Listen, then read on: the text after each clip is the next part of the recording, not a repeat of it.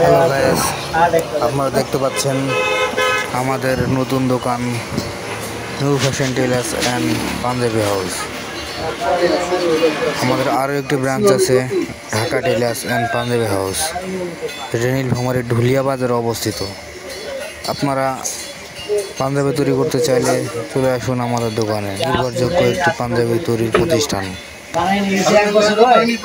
আমরা পাঞ্জাবি জুব্বার কাপড় সহ বিক্রি করে থাকি।